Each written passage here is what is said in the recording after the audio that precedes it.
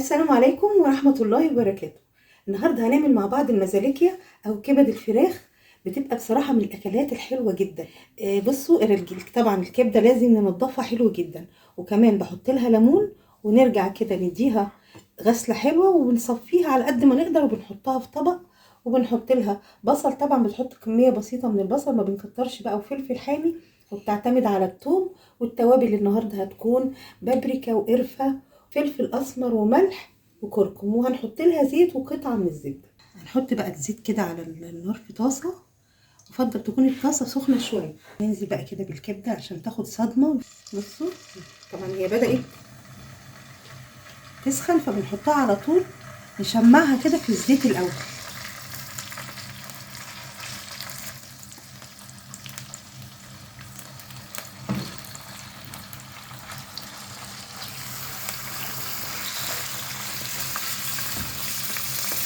وهنحط معاها كمان على فكره، نسيت اقول لكم، دبس الرمان بيدي طعم حلو جدا فيه. طبعا يفضل تكون الطاسه سخنه كمان عن كده، بس هي زي ما انتم شايفين ما نزلتش ميه خالص.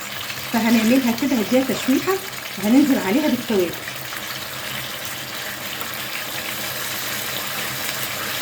حط بقى الثوم بقى ده اللي بيظهر ريحتها وبيدي طعمها حلو جدا، بيديلها طعم بصراحه حكايه. ممكن كمان الكبده الاسكندراني هناك في اسكندريه بيحبوا يستعملوا الثوم، بس ما يحطوش بصل كمان معاه، ثوم وفلفل بس. البصل بتبقى اضافه حلوه، يعني لو انتوا حابين بيدي طعم، بيديها قوام كمان حلو جدا.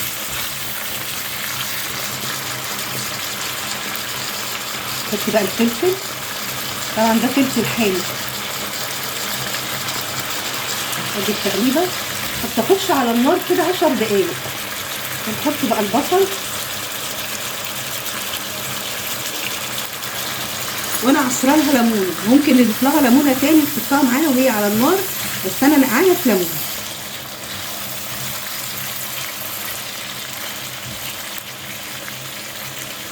ونحط بقى ايه دبس رمان اللي بيخلي طعمها حكايه بصراحه، وقطعه كده من الزبده بسيطه علشان برضه تديها طعم. وهقلبها، ونفضل ما نقلبهاش كتير واحنا واقفين كده نقعد نقلب فيها، بس انا ايه عشان اديها تشويحه من كل الجنب، اديها تقليبه وبنسيبها بقى على النار. ما نغطيش عليها ولا بنعمل فيها اي حاجه، بنسيبها لوحدها وهي ايه بتبدا. بصوا ما بتاخدش وقت خالص.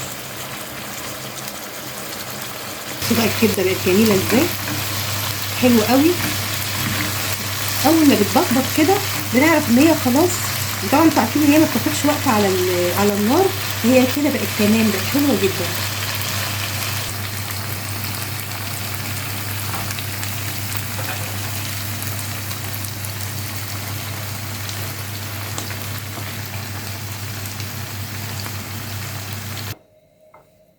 بصراحه اسهل اكله ممكن تعملوها، لو ما فيش في دماغكم حاجه تتعمل، هي المزاليكيا دي بتبقى روعه.